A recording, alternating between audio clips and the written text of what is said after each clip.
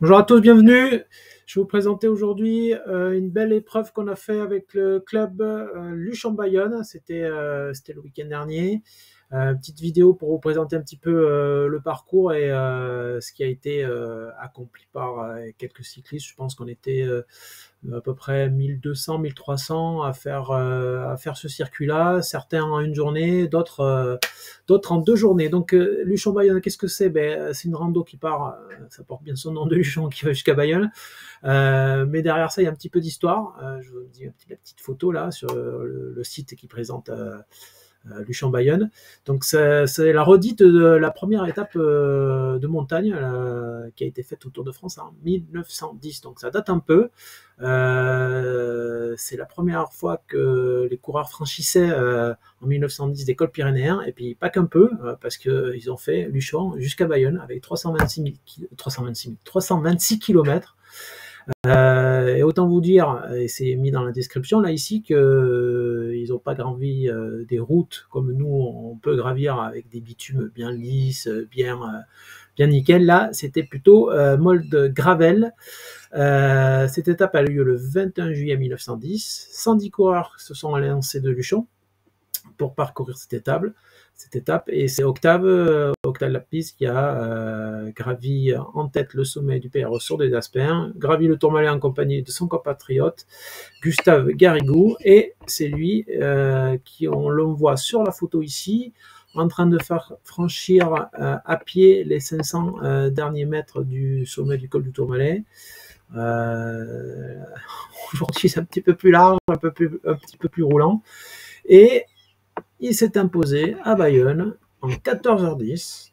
Alors je dis 14h10, c'est un exploit compte tenu de la bicyclette de l'époque, compte tenu de l'état actuel des routes, pour 23 km/h de moyenne. C'est simplement hallucinant. Et d'ailleurs, sur les 110, il notait que seulement 41 coureurs ont fini l'étape.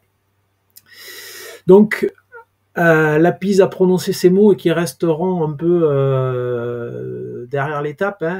Vous êtes des assassins, vous êtes tous des assassins. Et d'ailleurs, cette étape s'appelle, normalement, on la prénomine, on la prénomme, on la appelle comme vous voulez, l'étape assassine. Voilà, donc je vais vous faire un petit peu l'état des lieux du parcours.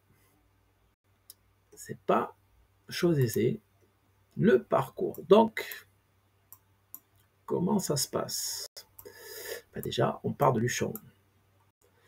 Luchon, bannière de Luchon. Ici. Et on commence notre périple tranquillement, sans échauffement, à froid, comme ça, par le col de Peyresourde. Bon, un col qui est, c'est pas le col le plus dur des Pyrénées, mais il faut quand même le monter, surtout à froid. Voilà, ça c'est le sommet, col de Peyresourde, avec les fameuses crêpes du col de Peyresourde, ici pour les gourmands, si vous voulez aller manger des crêpes. Petit ravito au sommet, col de Peyresourde. Donc le col de Peyresourde, c'est quoi? 1569 mètres d'altitude, une longueur de 14 km quand même, avec une dénivellation de 940 mètres. Alors c'est long, mais on est en dessous d'un pourcentage moyen de 7%. C'est une pente plutôt régulière, donc ça va, c'est pas le plus dur, c'est tranquille au départ. Vous voyez ici, dans le bleu, on est dans le bleu, un peu de jaune. On est en dessous du rouge tout le temps, donc en dessous de 8%, c'est plutôt du 7%, 7,5%. 1 km un peu compliqué après 9 bornes à presque 9%, et le plus dur c'est la partie finale. Donc Peyresourde, l'échauffement, on s'échauffe, petit col sympa pour débuter, c'est pas le plus dur, bien heureusement. Une fois qu'on est en haut de Peyresourde, on descend, on bascule, tape, et nous allons vers Haro et un bout de Valais pour monter ici, ça c'est Haro, et là Haro, ici au croisement, paf, début du deuxième col, notre ami l'Aspin, col d'Aspin, col d'Aspin, Pararo, pareil, bon échauffement, c'est pas le plus compliqué, 1489 mètres d'altitude. L'Aspin, c'est un col plutôt, alors sans prétention, mais plutôt facile.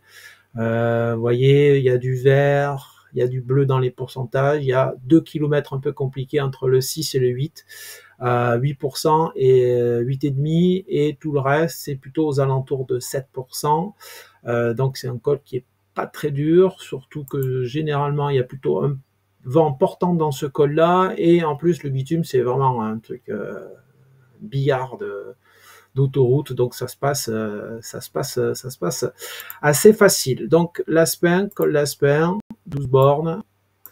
Je vais montrer le sommet vite fait avec le Street View, comme ça vous avez, pour ceux qui ne connaissent pas, une petite vision de ce qu'on peut voir en haut. Le Street View, tape, le col d'Aspin, ah ben là, le Google était passé de bonne heure, il n'y avait personne.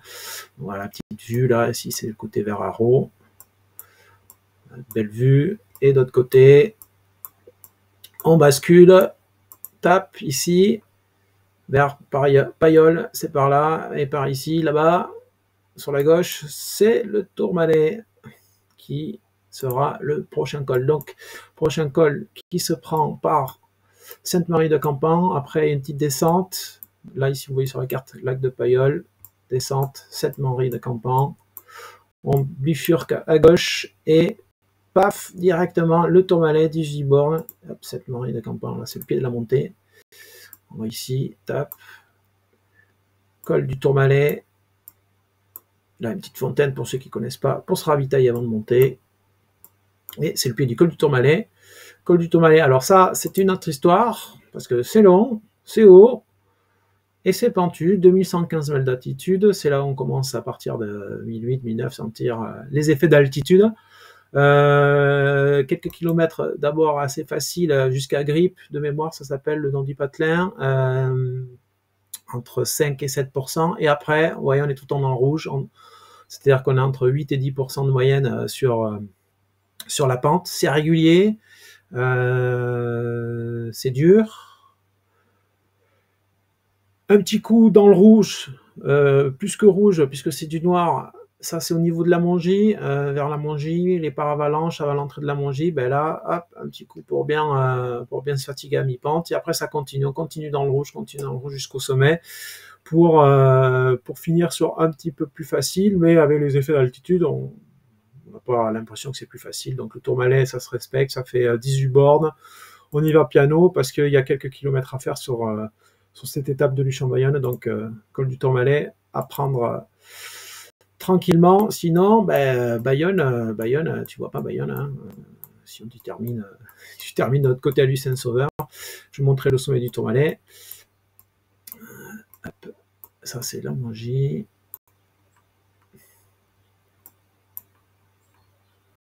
je suis allé trop loin, parce que je suis déjà à Super Barège, j'ai loupé la route. Je crois qu'on est à peu près par là, le sommet, non? Non, c'est plus haut, on y est presque. C'est par là, non, il y a la route qui mène au pic du Midi, c'est par là, il s'est trompé, le Garbo.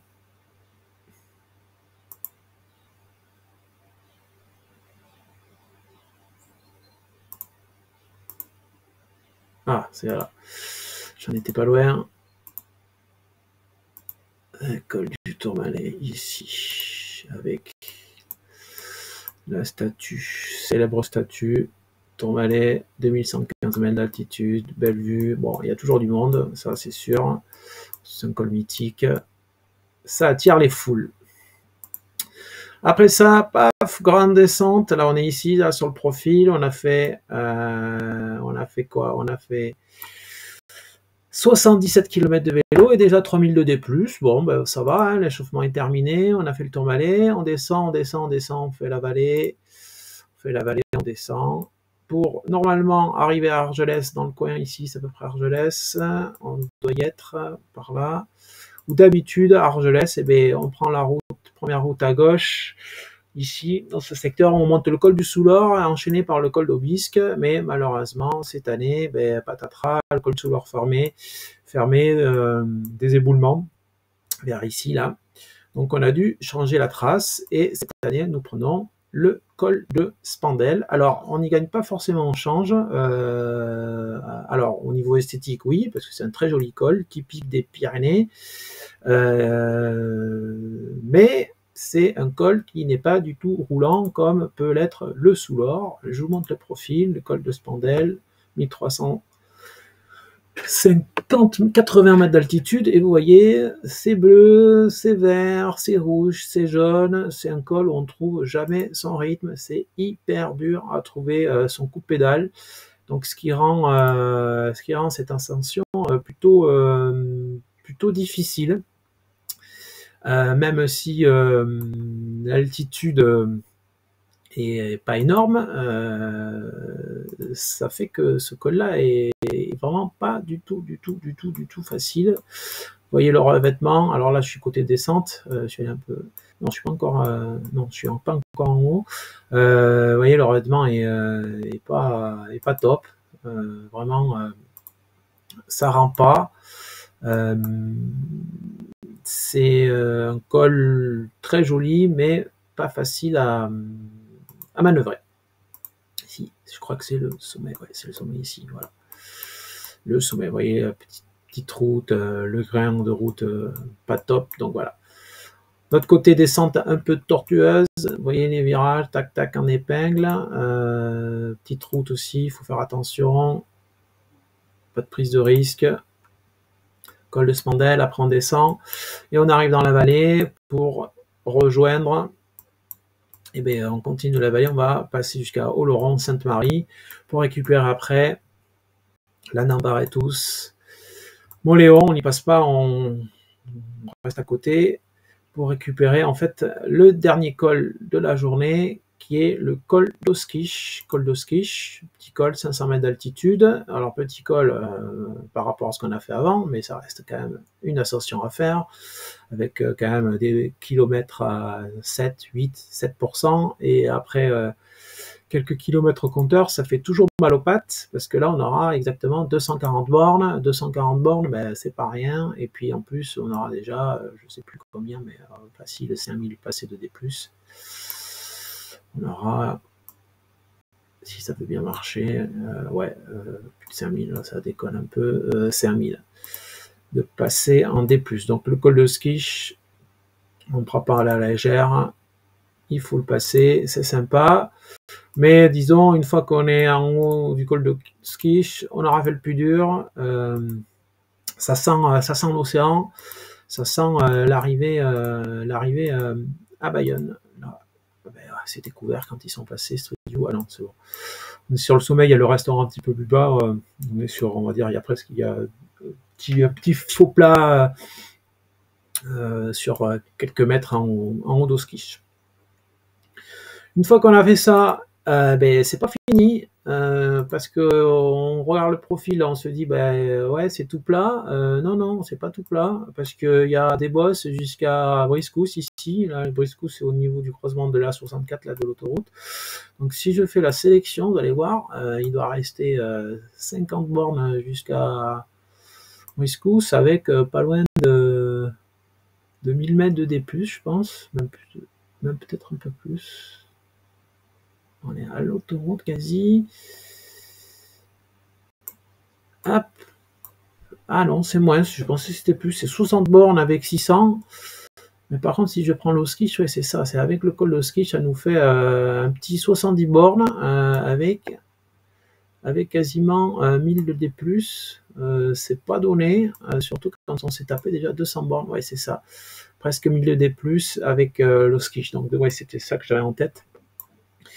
70 bornes, 1000 de D+, quand tu t'es déjà tapé 240 bornes et c'est un 1000 de D+, bon, voilà, ça pique, surtout que c'est des talus pas réguliers, il y a du pourcentage, voilà, il faudra en avoir sous la pédale, comme on dit. Ensuite, ben voilà, c'est la partie facile.